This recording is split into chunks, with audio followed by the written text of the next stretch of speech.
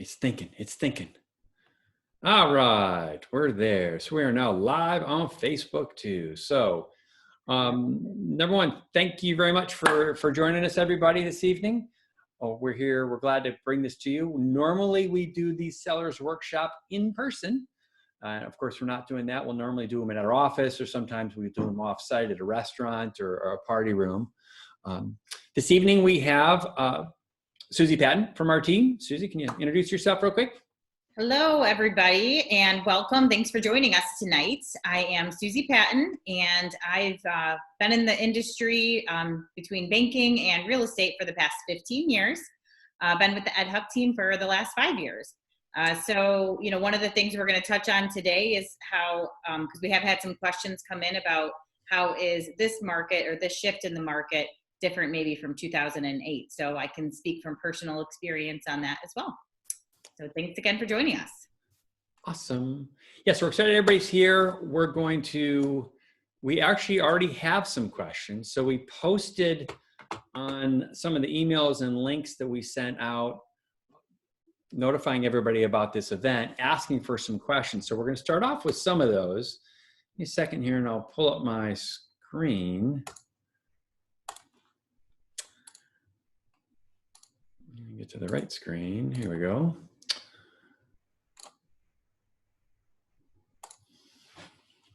So again, thanks for everybody for joining us. And a few of the questions we got right out of the gate was, how do you know if your home is priced correctly in this market? Which we're going to put a pin in that one and come to that, back to that one in a minute. What is the expected trend in home sales now through the end of the year? What will happen to my home's value, which those are kind of related, and is it still a seller's market? So all three of these are kind of related, so we figured we'd lump them together right now. And home sales now through the end of the year. So we're going to dive into that real quick. So let me get to a different screen here. We have some access to some really awesome data through Keller Williams. And let me pull up some of that.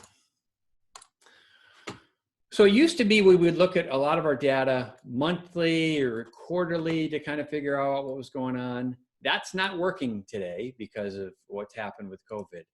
So now we're looking at our data probably a couple times a week to really see some trends and figure out what's going on. This is just a cross-section of pretty much the west side of Cleveland. From everything from like downtown west to the eastern Lorain County cities, North Ridgeville, North Olmsted, Olmsted Falls, kind of down that way, all the way through Brecksville Broadview, all the way up to the lake. The blue line shows new listings, red is pending, green is sold, which is transfers, and light green is for sale. So the number for sale. This is a good graph for anybody that's not seen it. It does show the cyclical nature of real estate. Obviously, most people understand we have more homes for sale in the summer. So that's the light green bar. Than we do in the winter. So last winter, we less homes for sale, more in the summer, etc. What I'd like to kind of dive into though is, it might be kind of small on your screen depending how you're looking at it. So I'm going to read this. So we can actually now track data all the way up until yesterday. So this shows us the last, basically, so the 29 days of April versus the 29 days of March. And how many homes went under contract in that time period. So most people remember COVID really kind of started shaking the world at the end of February. Schools closed mid-March, in Ohio that is. And then we all had to shelter in place. It was like the third week of March. I think wasn't it like the third or like 20 something or something like that. Yeah, 23rd. Yeah. So the crazy thing is realtors, we were all worried, and like all the rest of the world was, is that, oh my gosh, nobody's going to be buying houses at all. Well, the governor deemed real estate essential, and we're going to get into in a little bit about what we're doing, but to keep it safe. But because he deemed it essential, I think once people got their heads kind of wrapped around how we could still sell a house safely, they got back into the market. But what this shows is number of pendings was down in March, but we popped right back up in April.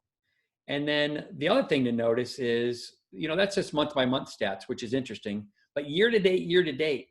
So when I look at the first full 4 months of of 2020 versus the first 4 months of 2019, our homes under contract is up 1.7%, which I don't think anybody would have guessed that with everything we're having to do with COVID. The other thing to really pay attention to, though, is the homes that are available to sell. So new listings is down 13% from last year. If you go back over here, it's down 25% since basically if you compare April to March. And then if you go back to the top line over here, the number of homes available to purchase is down 28%. So when you look at this, there's a lot less homes for sale than we had last year, and more selling, more going under contract this year, which did you find that surprising, Susie? I didn't think this was going to happen. Yeah, absolutely. I think when all this first came out, we all had questions, and we're just taking it day by day and, figuring out what we can do to stay safe and keep going. And yeah, it was quite surprising. And the same shows true for number of days the house is on the market. So this average consecutive days on market. So actually April, they were going under contract faster than they were in March. And I think a big chunk of that just happened to be the fear factor of not knowing how COVID was going to affect real estate sales. So everybody kind of, took a couple of steps back and then kind of jumped in April. And then when you take it all the way across, there's the homes are selling faster this year, even considering COVID. They're going under contract faster than they were last year at this time. Wow, that's surprising. Yeah, when this all started to play out, we were really worried. I can tell you though, in other parts of the country, in Pennsylvania, in Michigan, real estate's not deemed essential, and those markets are nothing's moving. I mean, it's everything came to a screeching halt. They're having to sell houses just with using videos, which is obviously taking a lot of buyers and sellers out of the market. Mm-hmm. Another quick thing just to look at is average price and median price. Again, when you take this year versus last year for the first full 4 months, we're up 9%. The average sale price is up 9%, and the median sale price is up 9%, which again is kind of a little bit of a shock when we tell people this. And most of you out there have heard of buyer's market, seller's market, neutral market. What this all really means is it's a strong seller's market in most price ranges. Mm-hmm. I will tell you that this graph that we've been looking at is for all price ranges. If you were to slice out, say, homes over 400, it does start to lean more towards a neutral market. Homes under $400,000 have been selling really quick. Under $200,000 are selling, incredibly fast. See, Susie, you've had a couple that have just flown off the shelf, and other people on our team as well. Yeah, listings and just taking buyers out in today's market, like we've done before, and we have to continue doing it and do it even more often now, is sometimes even calling before we go to the showing, to make sure it's still available. Yeah, things are. We had one in North Olmsted for 150, listed 150,000 at 37 showings. I think that's something like that, and 6 offers, sold for over asking price. Just things are moving. So it is a strong seller's market, again, especially under $400,000. Mm-hmm. So that kind of answers what's going on with the market right here, right now. Again, each individual neighborhood might be a little bit different. Each individual price range in each neighborhood could be a little different as well. So if you have any specific questions like that, always feel free to reach out to one of us on the team. And we're more than happy to run these exact same stats and get really, really hyper local and pull out the stats for your neighborhood as well. Hey, Ed, I did have a question come in as you were going over that. One of them was about, home prices dropping, which you clearly just showed it. We're not seeing that right now. No. But a follow-up question to that somebody had asked is, what do you see, how do you see this looking, later on this year, or, maybe into next year? I guess, how do you see all this playing out? Yeah. So we don't have crystal balls, but we can kind of predict with this many people out of work. I just read an article that, anywhere from 1 million to 1.5 million people will not be able to afford their May house payment. Wow. Obviously, that's a problem. Mm-hmm. So we've got a ton of people out of work. You will start to see more short sales, foreclosures, bank-owned homes on the market. Now, having lived through 2008, I know that if I missed my payment today, they're not going to be able to foreclose on my house until at least late fall, Mm-hmm. probably next spring, and maybe even a little after that.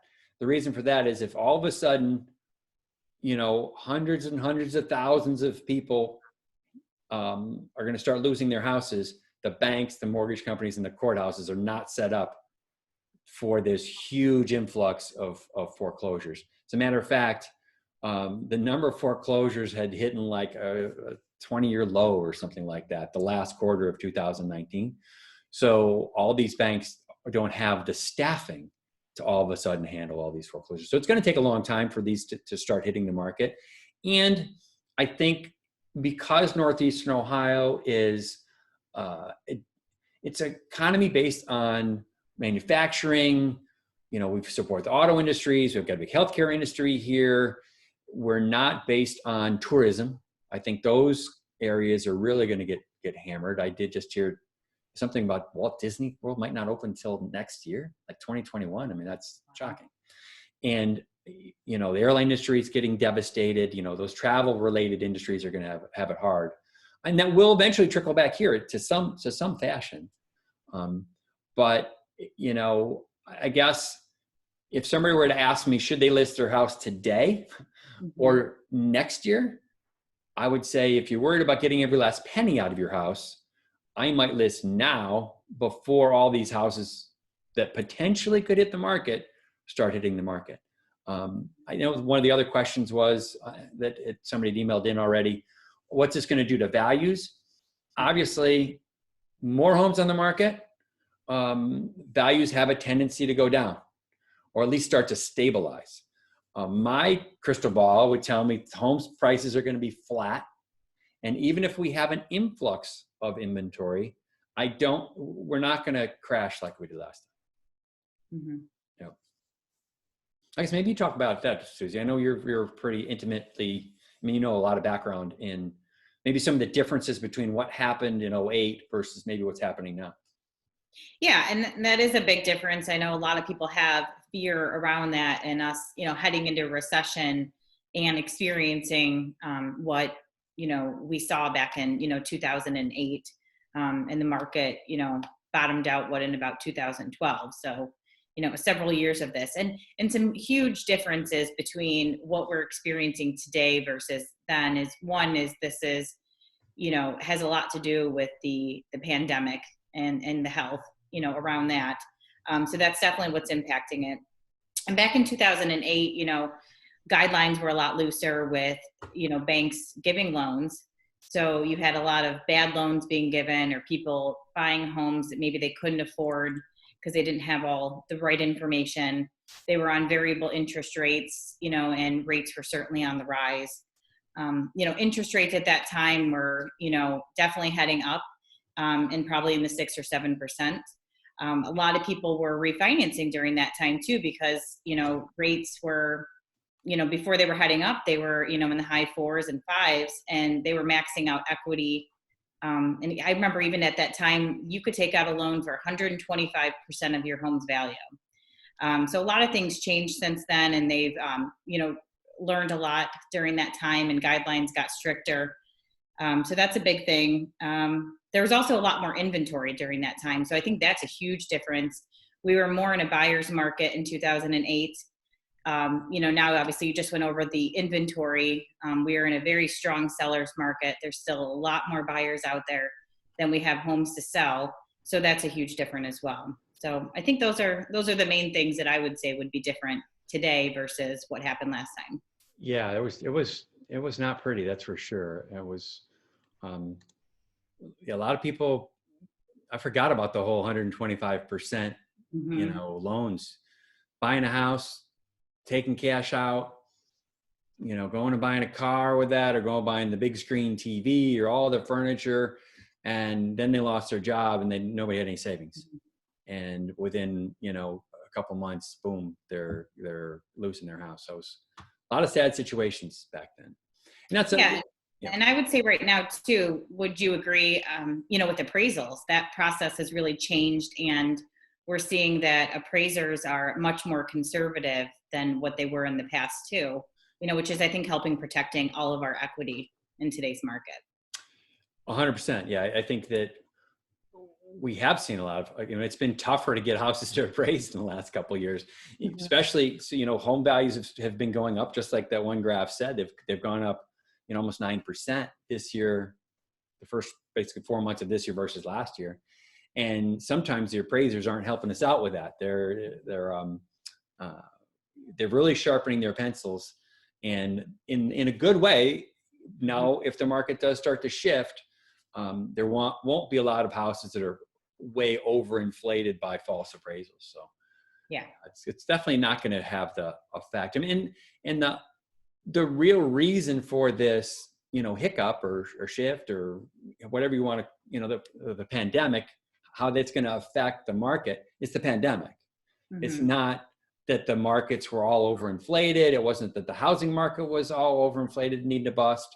And that's another thing too, is home values got way out of whack. Not so much in Northeastern Ohio, but you saw, I know a lot of people have heard those stories. You could buy a house in Florida, and in under 6 months, sell for 10, 15% more than you paid for it. So a lot of homes were bought on speculation in Florida and Nevada, Arizona. And when that all started to crash, there was a reason for that, because home values got all out of whack. We're supposed to the long-term trend since the 70s is homes appreciated about 3 or 4% nationally. And at one point it was way, way over that. And I think it just naturally needed to correct too, along with those other things. So there's so many, it was like the perfect storm last time compared to what's going to happen this time. Hey, Ed, I just had a question come in, and maybe you can speak to this one. Is somebody did ask about, are we seeing loan guidelines change? They've heard in the news that programs are changing, and, people who are maybe under contract now can't get financed. So deals are falling through because of that. Have you seen any of that lately? Yeah, we have. So, I mean, and we have some really good lenders with we talk to at least once or twice a week to find out exactly what's going on. It's kind of complicated why some of that's been happening, but the short of it is lenders are really worried about the borrower's ability to pay. And because of what happened in the last crash, banks and mortgage companies that service loans are now held to a higher standard. And most loans are sold to Freddie Mac, Fannie Mae, FHA, VA. People have heard of those terms. Those institutions, Fannie Mae, Freddie Mac, FHA, VA, are now holding the banks a little bit more accountable, a lot more accountable for writing bad loans, where before they weren't. It was Fannie Mae, Freddie Mac, VA, FHA that were holding the bag. Now they're saying, nope, you guys are going to have to be responsible for a lot of this.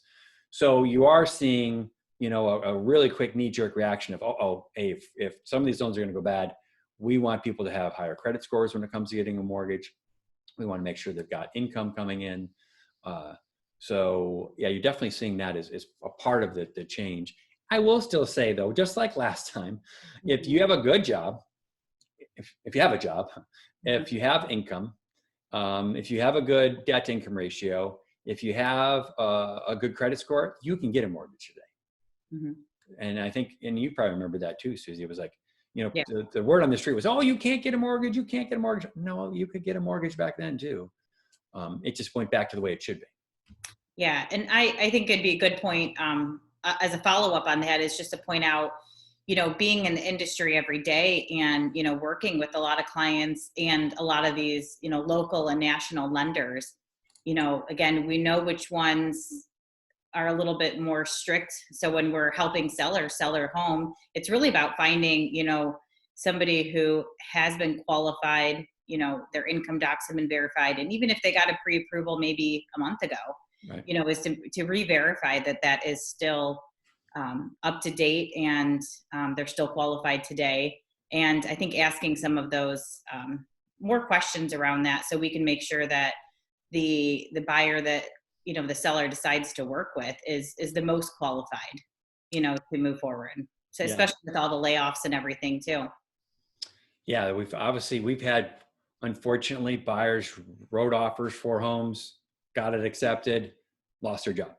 Mm-hmm. Some have been furloughed, some are totally lost their jobs. We're trying to keep those deals together for the ones that have been furloughed, giving extensions. It's definitely, the middle of March and the beginning of April, when this really hit the fan, we did see the number of homes that were under contract fall apart, spike up a little bit, not a ton. Mm-hmm. It was interesting. I thought there was going to be a lot more, but it hasn't happened a ton, but it has happened. Yeah. How about, so we talked about, I see a question here that I had about the shift. Safety precautions. What have we been doing, Susie? Or what's some of your best practices when it comes to being safe and abiding by the social distancing standards that the Ohio Department of Health has suggested? Yeah. So taking buyers out, brought a few props with me just to show, but making sure that we're wearing our masks. I love that it matches your outfit. It's actually reversible. Oh, look at that! Exactly. A good friend of mine, her mom sewed them, and I have a bunch of them. So I'm gonna pass them out. If clients don't have them, I can bring them one. I could use a red one. Right. Well, in some of these, a lot of the people sewing them, you just kind of get what they have. So okay. I didn't get to pick them out, but I got a cute pattern. Hand sanitizer, that's coming with me to all showings. It's goes in the house with me, and Clorox wipes. So, those are some things. I know we definitely have ran into shortages with Clorox wipes and sanitizer, gloves and booties. So these are what I bring with me. I wipe down the lockbox before I open it up. I wipe down the key. I use this to touch all the door handles and all the light switches. Just to stay very safe. I'll open the door, let my clients in. They'll do their thing. We'll keep our distance. We don't ride in the car with each other anymore. Not that we did that a ton before. And then with all of our listings, we are providing booties. So shoe covers for anybody that comes in. We'll definitely provide booties. We also have hand sanitizer. I know we're all trying to get our hands on that and leaving that at the house. And then do you have an example of that sign that we leave behind all of our listings? Yeah, we just listed a house the other day, and I have to drop these off actually. So we've got these signs that we put up at the house. I don't know if you can see that with a light glare, but and then we call these booty boxes with the shoe coverings in them, and then a whole bunch of gloves. We've been able to, so far so good, we've been able to get a pretty decent, they're usually not medical gloves. They're usually the disposable, like work gloves that you find at Home Depot or Lowe's, but they work. So we've got a pretty good stash of the gloves right now and the booties and we'll leave that at a listing. So when somebody is coming into the house, we request that they don up with everything. And we only usually have, one way you mentioned that, one showing in at a house at a time to limit the amount of the traffic so buyers aren't bumping into each other. Yeah, and I think that's one of the biggest challenges right now too, especially, with listings. We, obviously do a great job marketing the home. And I know we'll dive into a little bit of that about, what we're still doing today that works to get homes sold for top dollar and in the best time. but the biggest challenge is having enough time in the day to show as many people that want to see the house. Yeah. Because, we are limiting showings to 30 minutes and nobody can be, overlapping showings. So I remember, one that I listed right when all of this came out, and, they had to leave the house in the morning and couldn't come back until 8, 9 o'clock at night. And we still had people that wanted to get in, the next day. So I was going to pull it up because I have both screens going, and we have 2 listings that went live this afternoon. One in North Olmsted. I think it's already got 8 showings scheduled for tomorrow. wow. That's a 4-hour stretch of showings, and it went live like 4 hours ago. Wow. So yeah, it has become an interesting dilemma to try to get as many people through as we can to represent our sellers so we can get a good price for the house and get maybe multiple offers. And at some point, you can't have it on for the next 2 days, only showing, in half-hour increments, but Yeah. it is busy. And the other 2 things that, we always, we had been doing some virtual tours, but getting more into the virtual tours so people can, look at things from home, the comfort and safety of their own home, and then virtual open houses. So, that was always a big strategy of ours with marketing a home, scheduling the open house, but now we're just doing those differently as well and doing virtual open houses. So virtual tours and virtual open houses are the last 2 things I think that, I would add there. Awesome. So I'm double checking some of the other websites to see if we have any other questions popping up yet. Well, we do have somebody that had commented on our Facebook Live video that she's making masks. So thank you for offering that, Emily. Love it, love it, love it. Staging. I did see that. So how important is staging still, do you think? And actually, I have a slide for that. So I'm going to bear with me for a second. So for some of these questions, we do have slides for from our old in-person PowerPoint. So let me go to that real quick. But maybe Susie, you can talk to a little bit about maybe even today's buyer and yesterday's buyer, and then the importance of staging. Yeah, so that really hasn't changed. I mean, it's still just as important to make sure that your home in today's market is going to show well in pictures and online and in person. So what we are doing is a customized approach with looking at somebody who's interested in selling, taking a look at their home. We offer the home stager to come in, and a lot of times it's a little investment to get, a lot of value for when you sell. So really just looking at yesterday's buyer, the average home, meaning, maybe the house needed some painting, wallpaper removal, carpet. It was a nice solid home, but a lot of buyers could overlook some of the cosmetic updates. So there was the largest pool of buyer, that would pay for an average home, and then a small pool of buyers that wanted a fixer-upper, and a small pool of buyers that would pay top dollar for totally updated. And when we jump over to today's buyer and, looking at it from a staging perspective, we really need to take the people that have the average home and get them into the largest pool of buyer, which is the totally updated home, with, today's looks. And a lot of times it's just cosmetic updates, so what's the little things that we can do to add the most value so buyers will pay top dollar and we can get the most interest in the home. So that's really the approach today. The other large pool of buyers is obviously the fixer-uppers, the investors, but those are people that are going to pay pennies on the dollar. So we really want to market to the largest pool of buyers that's willing to pay the most amount of money.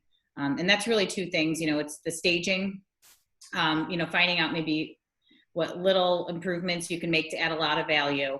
And then second, buyers today, because interest rates are so low, we've seen them dip below 3% on a 30-year mortgage, which is amazing. So, for $50 a month, a buyer would rather have a house that's $10,000 more money than to have to put $10,000 in the house out of pocket. So I think that's just as important today. Yeah, and I think, we mentioned this a lot of times. The other challenge with this is if you're a buyer and I can buy a house that's totally updated. So it's in the big circle, it's ready to go, it's done. And because interest rates are so low, if there's a $20,000 difference between the house that's totally updated and then let's say an average house, it might need carpet and paint and maybe a bathroom updated or something. That $20,000 is like $60 in their payment or $70 in their payment. Most buyers today are like, oh my gosh, I can get that big, beautiful, new, all updated house for only $70 a month. I'm going to go buy that one. Mm-hmm. And I think that's also been a challenge for that. And the buyers don't know how to do the work. A lot of today's buyers don't want to do the work. They're both busy. Kids, they both work. Kids are in 15 different events. Well, kids used to be in 15 different sporting events. But I think there's definitely a couple factors when it comes to that for sure as time has gone on. Actually, I was going to say, Ed, and I know a lot of times we have that question, is if someone's looking to sell their house, and we have some great examples here of, what are the things that I should be doing that are going to add the most value? And then second, if the homeowner themselves aren't handy and can't do the work, I love to be able to offer the resources that we have available, that are reputable contractors that can do the work at a very fair and reasonable price that will, again, add the most amount of value when somebody sells their home. Yeah, and here's a quick before, and there's the after. I know they had to lose the browns, if you can see, they had the cool browns curtains and the Great Lakes Brewery, which I love all that stuff. And I would argue when it comes to sell, this is probably going to sell a little quicker. Wouldn't you agree? Yeah, and all that really is removal of stuff from the walls and new flooring. I don't even think they painted in that one. No. Yeah, it's just looks like such a more usable space and additional living space. Yeah. A couple more fun ones. Some groovy blue wallpaper. Blue sinks and a blue tub. Yeah. Yeah, you can't see the blue tub. You can kind of see the blue tub in the corner through the mirror. And then once it's done, wow. They spray painted you can call it spray paint. They can actually, a company called Miracle Method can spray right over top the ceramic tubs and the sinks. And do you remember what this cost? And it wasn't a fortune either. It was less than $1,000, it was maybe like 500 something bucks. But yeah, very inexpensive and adds a lot of value. So I have a great contact for Miracle Method. They're right here in North Olmsted too. They do a great job. And that's a beautiful kitchen to start with. So I remember this one, we were looking at the comparables of the neighborhood, and just, I can't believe this next picture of what this difference is going to be. Yeah. So this is like, what was this, 400? I think it was right at 400. It was the difference of the old, the traditional style kitchen versus the modern, white kitchen, which the only difference between these two are better pictures and white cabinets. I mean, they're the same cabinets, they're just painted, but it looks like a totally different kitchen. Yeah, he took this picture for us actually before. Mm-hmm. And same backsplash, same appliances, same everything. But today's buyer, they want that. They want the white and the darker floors, and they didn't even have to change the granite. I mean, and it sold within a week. Yeah, and it was a difference of when we looked at the comparables in that neighborhood. It was going back to the darker cabinets was, those homes were selling the low fours. Yeah. And we ended up, I remember helping this client for getting in the 420s. Yeah. So it added a lot of value, and it wasn't a large investment as far as, a return on your investment. We can fly through some of these too, but this is just a quick example of what happens, ugly photo on the outside, dreary, and it's not your screen. It is a little fuzzy, believe it or not. And then you showed this one, didn't you, Susie? I did. Yeah. I was surprised, and I looked at the front photo, and I, had to second guess my decision to even go to the second photo, but I was like, this is a great neighborhood. And that's what the inside looked like. So I again, I almost didn't even scroll to the second photo. I couldn't believe that the first photo looked like that. And then the second photo was this. It was beautifully updated, totally renovated house inside. So I think pictures are really important. It's like Pottery Barn or our house. I mean, it's just like fell out of a catalog. Yeah, it was staged because it was a flip. Okay, it's gorgeous. Mm-hmm. This is a quick example of a listing that I think is one of ours, wasn't it? Yeah, so it was a listing that another agent couldn't sell. And, this is one of the photos that was used in the old listing. Including the keys on the counter, the refrigerator's got stuff all over it. There's a bunch of the garbage, nice view of the garbage can. Mm-hmm. Yeah, and just a little staging and a better angle and better professional photo. Another quick example of another house we had listed, but it didn't sell the first go round with somebody else. They met with our stagers, and that's what it looked like once we got done with it. Yeah, and I think the big thing with staging, and I know we get these questions a lot, is people do ask, what does staging mean? Mm. Does staging mean that I need to rent a bunch of furniture to, bring in to stage my house to look like one of those previous pictures that you showed?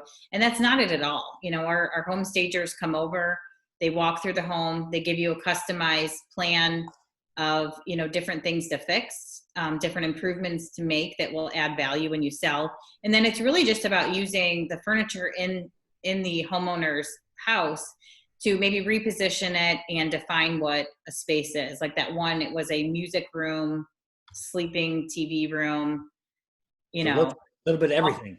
A little bit of everything. And then if you flip to the next one, it was just really defining what that space is, which is clearly an office. It could have also been staged as a bedroom because it had a closet in there, a window, and it was like a fifth bedroom in the house. But, we used what they had and staged it as an office. And if you notice, I mean, they're still using the room. I mean, so the other desk has their printer, has the laptop on it. So they were still able to use it. It's just, we stage them way differently than we live in them. Mm-hmm. Let's get out of here for a second. What other questions do we have? I don't know if we have any. I think I've got the ones that I had popping up. Let me jump online and maybe you can see if we've got any others. Susie, yep, let me check our Facebook feed here.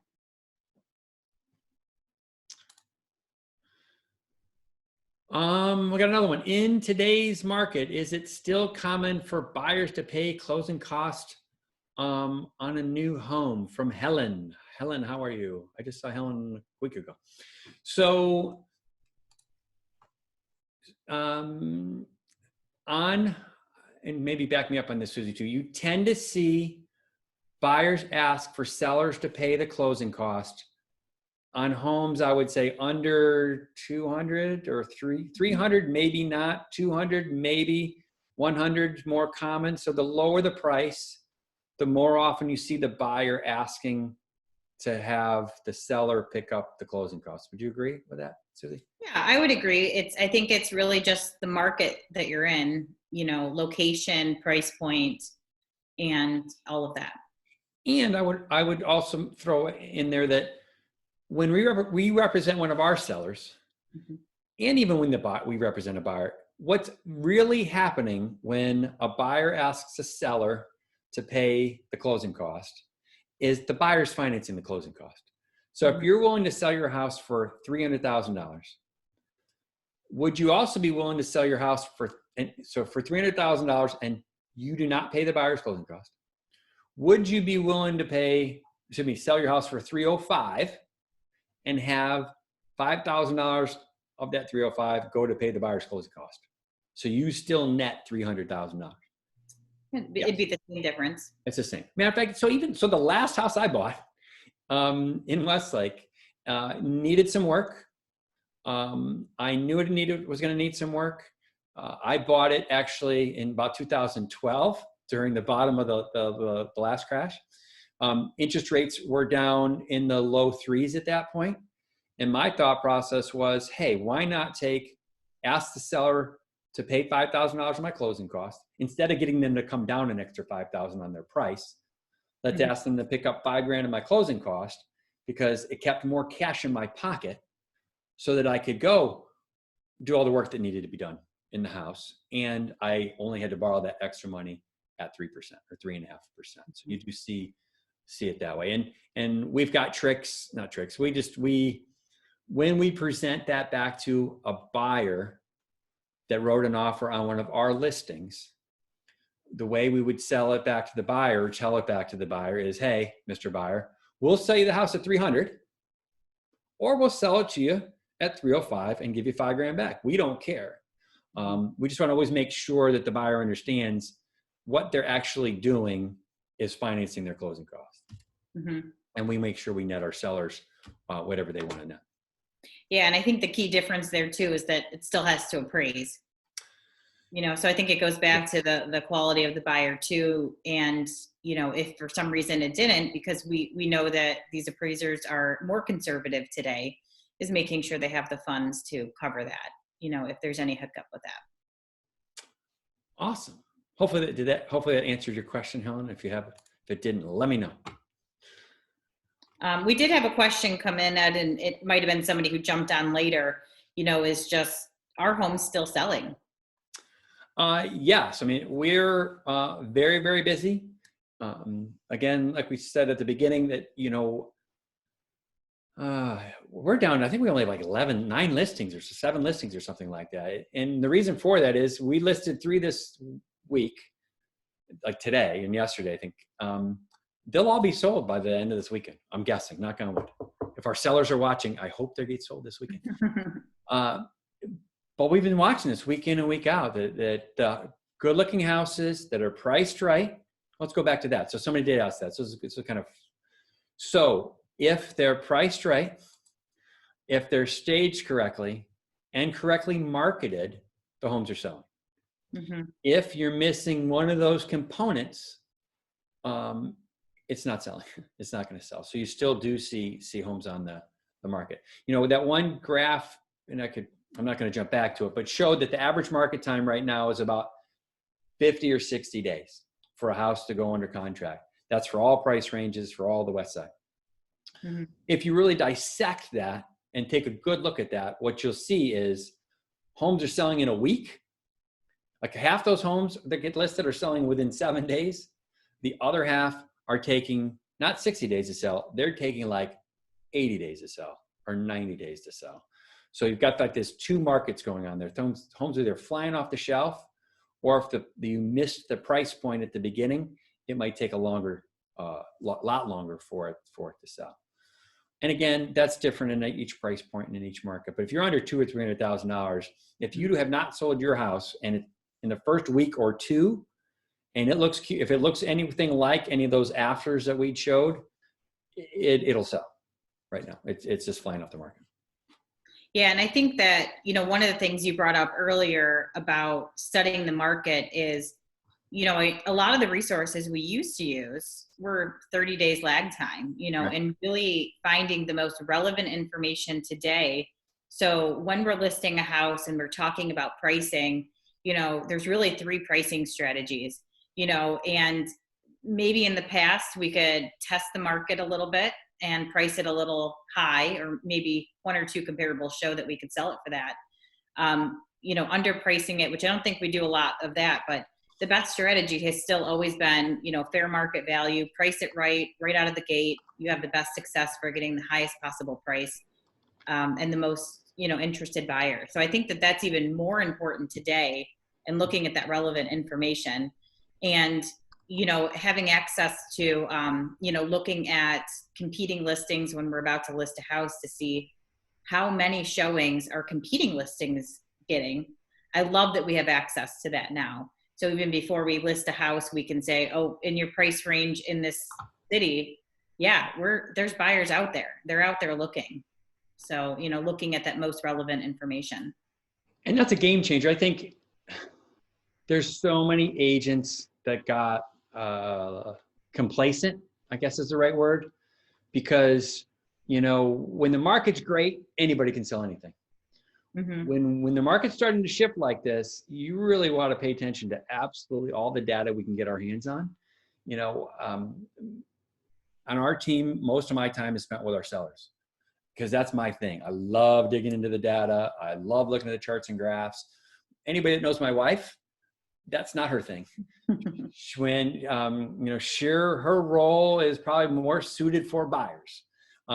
We still have access to data. She still gets the data, but that's not her one thing. So, and I did just notice one of our sellers did just jump online, and yes, Anna, I hope your house does sell over the weekend. Because I already saw you've got like 7 or 8 showings for tomorrow. So fingers crossed. Yep. And I see that you had answered that question in the chat. Somebody had asked, is there a way to watch this in a day or two if somebody's unable to attend? And absolutely. Yeah.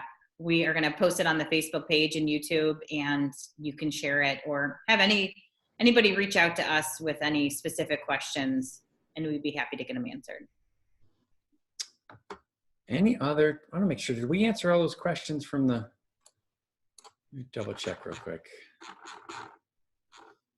And I'm just checking Facebook. And yeah, so how do you know if it's priced correctly? Yes, we talked about that. It's got to be, if it's not sold in a couple of weeks, it's might be priced off.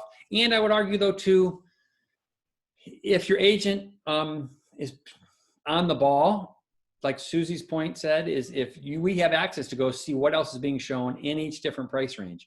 So it might not be that there's any buyers in that price range. So we can go back and with this tool now and say, okay, let's pick a city, Bay Village, and how many homes were shown last week between 400 and 500. And if nobody's getting any showings and your house is priced in that price point, well, nobody's getting any showings. It might not be the price. If other homes are getting showings, we can see that now and then kind of decide, is it the price or the condition, or maybe the photos are no good or whatever. And we had one house that we're not getting a lot of showings on, and the backyard actually pitched back towards the house.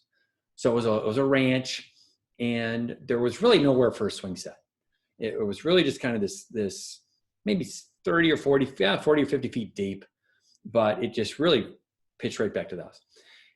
But the house was gorgeous. Updated bathroom, updated bathrooms, updated kitchen. It was beautiful. And we realized we're getting a lot of clicks on the websites, but nobody scheduling to see it. And we had a photo of the backyard online. What we did is we took the photo off the internet, and all of a sudden we started to get showings, and the house sold. Because I knew once we got somebody in there, they'd fall in love with all the updates. And they would say, the heck with the backyard. They didn't bother them once they got in there. So their kids could slide right from the back of the house, or sorry, backyard right into the back door. So anyway. It's convenient. Yeah, it is. It was lots of fun. Anyway, we did have one more question that that had come in, and I'm not sure if this is related to COVID-19 timing or just season. So the question is, when should I put my home on the market? When is the best time? Yeah, so that's, again, I would say, I'm going to say a general answer, and maybe Susie, you can pipe in too. Now, yesterday, obviously there's a lot more, when we sit down to meet with somebody, when somebody says a question like that, there's probably 10 other questions that we ask them. Mm-hmm. We really like to dig down deep and investigate your why you need to sell and what's important to you. Is it getting every last penny out of the price? So I got to get every last dollar out of this. Is it convenience? Meaning, convenience means a few things. Meaning, I had one customer moving across the United States to California, and he's leaving his 3 kids, his wife, and a dog at the house. And he goes, Ed, we need to sell this thing as fast as possible, because I'm going to be on the other side of the country. My wife's going to be managing this whole thing. We need to sell it quick. So for him, it was convenience. Timing is a whole other thing. Is it getting it sold, getting you this house sold so we can get you into the new house so you don't have to live in an apartment or, temporary housing. So there's a few other questions we would ask if we had a chance to talk to this person. In general, I'm going to answer this one. So if it was just price, if somebody came to me and said, Ed, I want to get top dollar, that's my main thing. I would say today. List your house today for a couple reasons. You obviously supply and demand, like we talked about at the beginning of this. You'd rather be selling your house when there's fewer homes in the market than more homes in the market. There will be more homes for sale in the market probably next year. And I don't know if we talked about this, but the only thing that, the other reason, and maybe did we talk about builders stop building houses, Susie? Oh, no, we didn't. Yeah, so the other reason, I guess maybe the fourth or fifth point on why this shift is going to be so much different than the 2008 Great Recession is builders stopped building houses when the market crashed. We lost all of our medium-sized builders, kind of went belly up. A few of our smaller local builders were able to hang on. And then now we're left with huge regional builders or national builders. Well, what's going to happen during this shift too is builders are going to stop building houses. Nobody stopped having babies back in 08, and they're not stopping having babies now. We have a housing shortage. So nationally, one of the other great things about Keller Williams is when we go to these conventions, they just fill our head with all this information. And they've been touting this for years, is we have a housing shortage. So we don't have enough homes for people to live in. And this is actually going to create a worse housing shortage, because they're going to stop building houses again, because they're builders, especially the large national builders that are traded on the stock markets. They're also going to stop building houses again. And so because there's such a lack of inventory of new houses, that means people have to buy resale houses. So even though there are going to be more next spring, potentially because of foreclosures, there's still not going to be nearly as many as we had back in 08. So again, I don't think it's not going to be anywhere near the gloom and doom of 08, but there will be more houses next spring because of the foreclosures. Yeah. And there's also been, even with the builders, just the shortage in trades, right? So there's a shortage in tradespeople, which we've experienced, which has really slowed that side of it. So the only other thing I would add, with timing of when to list the house is also, what we'd like to dive into is who do we see your buyer being, and when are they typically going to want to move? At the end of the day, houses sell all year round. So it's not like they come to a screeching halt. I know was it last year, a couple of years ago when, between Christmas and New Year's, we had sold about 7 houses or so just between those 2 holidays, which you would expect that's the slowest time of the year. So at the end of the day, they do sell all year. So there's, it's not like whenever you put your house up, it's not going to sell. But if it is a family home, colonial style, they're typically going to want to move in the summertime, maybe start in a new school year. So listing it, spring to sell it, sometime in the spring and summer would be best. I've been searching the webs here. Doesn't look like we have any other questions. I'll give everybody a few more seconds. If you have any other questions, if you're on the Zoom, there's a Q&A box down at the bottom. You can just click that and put a question in there. Or if you're on Facebook, you can put a little post on Facebook. Now, the only challenge there is that's always about 45 seconds behind, so we'll have to wait a few more seconds here. Anything you have in closing, Susie? I know you're busy. You're out showing houses all the time right now. Safely. Out showing them safely. Exactly. So, well, thanks for watching, everybody. If you have any more specific questions, always feel free to reach out to us. Most of you on here know how to get a hold of us. If you're on our Facebook page, you can figure that out. Or if you've got the Zoom, you're probably on one of our email lists already. Anyway, stay safe. And everybody enjoy the rest of your evening. We're also going to have next week, this same time, a buyer's workshop. How to take advantage of today's market if you're a buyer, how to take advantage of these great low interest rates. So if you're looking to buy a home, or if you know somebody looking to buy a home, jump on that next Thursday at 7. So we're going to do this again, but have all these questions related to buyers. And depending on how long we're stuck inside, we might do this again next month too, instead of out somewhere. But as soon as we're allowed to do this out somewhere, we'll be doing these events out in public again and supporting our local restaurants. So enjoy the evening, everybody. Thanks. Thank you. Bye.